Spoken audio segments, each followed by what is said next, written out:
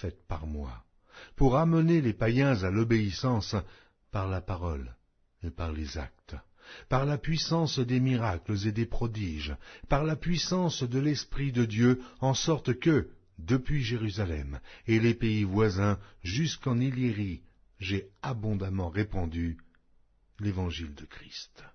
Et je me suis fait honneur d'annoncer l'évangile là où Christ n'avait point été nommé, afin de ne pas bâtir sur le fondement d'autrui, selon qu'il est écrit « Ceux à qui il n'avait point été annoncé verront, et ceux qui n'en avaient point entendu parler comprendront. » C'est ce qui m'a souvent empêché d'aller vers vous, mais maintenant, n'ayant plus rien qui me retienne dans ces contrées, et ayant depuis plusieurs années le désir d'aller vers vous, j'espère vous voir, en passant quand je me rendrai en Espagne, et y être accompagné par vous, après que j'aurai satisfait en partie mon désir de me trouver chez vous.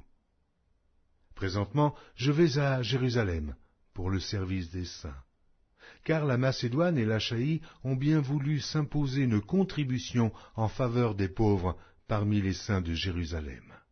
Elles l'ont bien voulu, et elles le leur devaient, car si les païens ont eu part à leurs avantages spirituels, ils doivent aussi les assister dans les choses temporelles.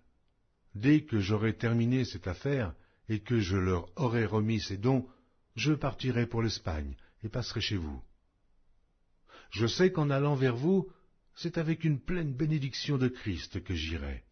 Je vous exhorte, frères, par notre Seigneur Jésus-Christ et par l'amour de l'Esprit, à combattre avec moi, en adressant à Dieu des prières en ma faveur, afin que je sois délivré des incrédules de la Judée, et que les dons que je porte à Jérusalem soient agréés des saints, en sorte que j'arrive chez vous avec joie, si c'est la volonté de Dieu, et que je jouisse au milieu de vous de quelque repos.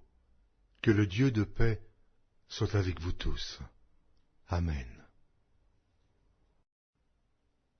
Épître de Paul aux Romains, chapitre 8.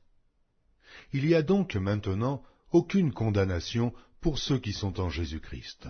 En effet, la loi de l'Esprit de vie en Jésus-Christ m'a affranchi de la loi du péché et de la mort.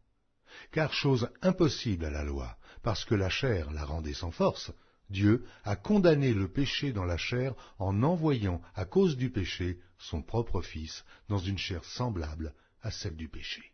Et cela afin que la justice de la loi fût accomplie en nous, qui marchons non selon la chair, mais selon l'Esprit. Ceux, en effet, qui vivent selon la chair, s'affectionnent aux choses de la chair, tandis que ceux qui vivent selon l'Esprit s'affectionnent aux choses de l'Esprit. Et l'affection de la chair, c'est la mort, tandis que l'affection de l'Esprit, c'est la vie et la paix. Car l'affection de la chair est inimitié